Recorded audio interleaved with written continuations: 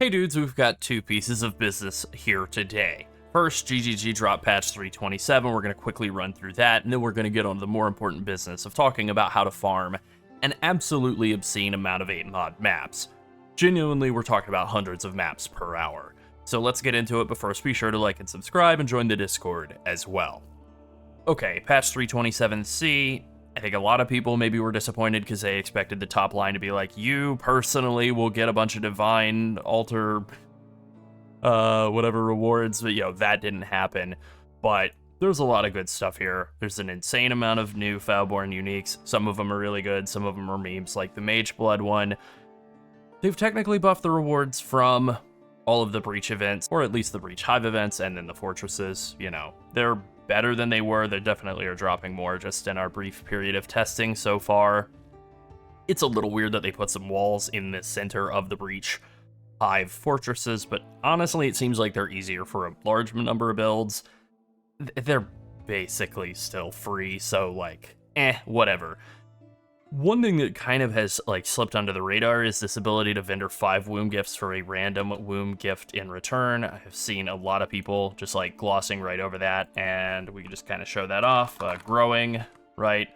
So you can take 5 crappy, worthless arm growing womb gifts and vendor them, and maybe you get an ancient one in their place. And hey, there we go, just like that. So this is actually a pretty nice change. Then there's a bunch of other stuff in here, so specifically some Scarab changes, like Scarab of Divinity now goes up to 3, and Titanic Scarab of Legend now gives 4 modifiers on unique monsters, so there's real potential for, Iceberg map, Iceberg Glacier, whatever, the one with a million goatmen at the end of it to be an insane map now. There's a lot of other decent stuff in here, but kind of the main things are Scarab of Divinity just being really, really, really strong, and then Horned Scarab of Nemesis having a limit of 2 instead of a limit of 1, which unfortunately for me, specifically, I sold all of my Nemesis before logging off last night because I was worried that the patch was going to drop and this was going to get nerfed or something. Literally the opposite happened, so I sold for 6 chaos or something, and then they all turned into 25 chaos by the time I'd woken up, so that's just a big L on my part. But yeah, this is insane, right? You can add 4 extra modifiers to every monster in every map. You can potentially add, 9 extra Pantheon monsters in every map. These are insane bonuses for high-level juicers. This is one of the best patches for high-level juicers ever, mid-league patches. But for the average player, kind of feels not that huge. It's fine. So we're going to talk about farming tons and tons of maps in order to become high-level juicers ourselves. Ultimately, that's all done. Now let's talk about farming a ton of maps. So this hole right here is 5 tier 17s worth of maps, maybe 6. I wasn't completely paying attention once I started actually counting these up. We did kind of spend some time figuring out what we wanted the strategy to look like, and then this is literally less than 45 minutes worth of actually farming, and we're already sitting on a really big pile of corrupted tier 16 and tier 16.5 Delirious Dunes maps. So there have been some big changes to the way that you farm 8-mod maps in patch 3.27, and one of those is on screen right here. Now, whenever you use the Corruption Scarab, the Cartography Scarab of Corruption, in tier 16s, it will apply to tier 17 maps. They will be corrupted in 8 mods. The problem with this, as you can see here, is they're not necessarily good mods, right? You can't chisel them up. You can't re-roll them anymore. They're just locked in with whatever garbage they have. So they might be unrunnable. They might have terrible more modifiers and basically be bricked. So having played around with some of the old strategies that we've done, we found that basically most of them were trash. You do not want to, really just don't want to run tier 16s or tier 16.5s as a way to farm corrupted 8-mod maps anymore, because it'll just brick all of the tier 17s that you find along the way. And ultimately, that's okay. Instead, what you want to do is you just want to run regular old tier 17s and just kind of roll them up so that they have more maps modifiers on them. This is kind of an okay modifier, a mix of more maps and Scarabs and currency. This is a strategy that farms both a bunch of maps and a bunch of Scarabs, so ideally you're shooting for 50% is kind of the absolute minimum on more maps. You really want 100% more maps and then some amount of Scarabs. Unfortunately, that's like a really nice looking map, so I'm not going to roll over that, but you know, like, we could definitely hunt for, like, better looking maps. Like, I'm just gonna roll over this admittedly nice looking map. This one would be okay. It's a pretty easy to do map, so this is one that we could run. This one's a little junky, no more modifiers at all on that. Here we go. 100% more maps, you know, that would be a pretty good option. Another thing you want to do for pretty much all tier 17 farming strategies, like all of them, is throw a delirium orb on them. For whatever reason, just one delirium orb really doesn't do much to add to difficulty, and it does actually add a fair amount of reward. But more importantly, all the bosses in tier 17 maps will stop and cast delirium skills just periodically throughout the fights, and the delirium skills are just way less dangerous than any of the skills that the tier 17 bosses do. So having 20% delirious on your tier 17 maps is literally a damage reduction. It just kind of works out that way, kind of goofy, but it is what it is. Other than that, this is the Scarab setup that we're running. We're running 2 Monstrous Lineage Scarabs, and then, of course, a Cartography Scarab of Escalation, so we can get more maps. So we're getting tons of added monsters in, you know, we're getting as much pack size as we can out of just rolling the maps well. We quality them up, and then we kind of set our tree up to maximize the amount of monsters and maps that we're going to get out of those maps, and then we just juice the pack size big time with Monstrous Lineage. We're kind of in a chokehold when it comes to the amount of Scarabs we have to use to really make Corrupted 8 mod map farming be like super effective. You got to use Cartography Scarab of Escalation, and you're required to use the Corruption Scarab in order for the maps to drop with 8 modifiers. Then you really do want to use Delirium Scarab of Delusions. You can farm non-Corrupted 8 mod maps. That is definitely a thing you can do. Those sell as well, but they're better if they have Delirium on them. You're already trying to do some of the harder content in the game. You might as well make it be as rewarding as possible, so it's just really...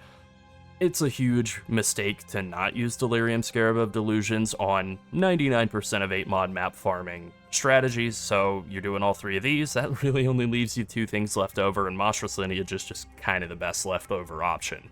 It's also super simple, right? You're just shoving tons of monsters in your maps. You basically just go through, like, mow the lawn, and then loot all the maps, and then you're kind of good to go. Alright, and so this is what the Atlas passive tree looks like. We're doing blue side because we want to take all of the map duplication and quantity Eldritch Altar mods that we can, and you know, we're going to take all of these bonuses, the shaping the mountains, shaping the skies, and shaping the world. All of those do add up to map equity, which does increase the amount of maps that you get. You know, we're getting, like I said, all of these maps in this tab came from, I think it was like 5 or 6 maps, right? You know, it's certainly less than like 45 minutes of mapping. So this is like well over 100 maps. I had mathed it out here. What is this, 7 rows wide, and these are 24 deep, so 24 times 7.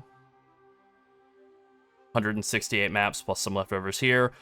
And then this is whatever, like 14 or 15 originator, like T16.5 Dunes maps as well. So this is pretty great for target farming. And there are kind of 2 approaches you can take. You can do Singular Focus. This will help you specifically lock in on a single map. You want a bunch of dunes? Just lock in dunes all the way down. Use Singular Focus, so you're going to get nothing but dunes. If you want a bunch of whatever junk maps to throw at your mappers in King's March, which can be kind of nice, then you don't spec into Singular Focus. And then you'll get a bunch of garbage maps too, and you can throw those at them. Honestly, either way is just fine. So, because we have a lot of points left over, we can kind of shove them into, like, one other mechanic. We kind of want something that's not super point heavy. Shrines are a great option. They'll make you they'll make you clear quicker. They'll help with spawning a bunch of extra packs in. We can get something like 6 or 7 shrines in every map, and that's at least 1 magic pack, often 2 magic packs. So, yeah, we're going to take, you know, an extra, something like 10 extra magic packs per map, and then scale the size of those packs up with those Monstrous Lineage Scarabs, right? All working together, working pretty well. We're taking some blocker nodes down here for Scarabs. We're getting something like 97% increased amount of Scarabs in our map too. And then that's kind of it. We're just scaling up the rest of the map mod effect and all of that. We aren't taking these points in here for rarity. We're not taking the middle quant and rarity wheel. Rarity doesn't really help us at all with this strategy. We're just farming Scarabs and maps. Raw currency, you know, some of it'll happen a little bit here and there, but we're just farming as many maps as we can, so don't need any of that. So we are still taking the points up here for more tier 16.5s, but yeah, that's the tree, pretty basic. We did tinker around, and I ran a couple of maps trying some other stuff like some settlers. Didn't really seem like it was as good. This is kind of the fastest, best, easiest, cheapest setup. A lot of other stuff, you're just so choked on Scarabs that you just don't really have, enough left over to do another strategy like strongboxes or settlers or something else like that. Those can be really good on their own, but for map farming specifically, this is really kind of seems like it's about as good as it can get. Now, because we're doing domination, because we're doing shrines, it really just makes sense to do shrines as our map device option.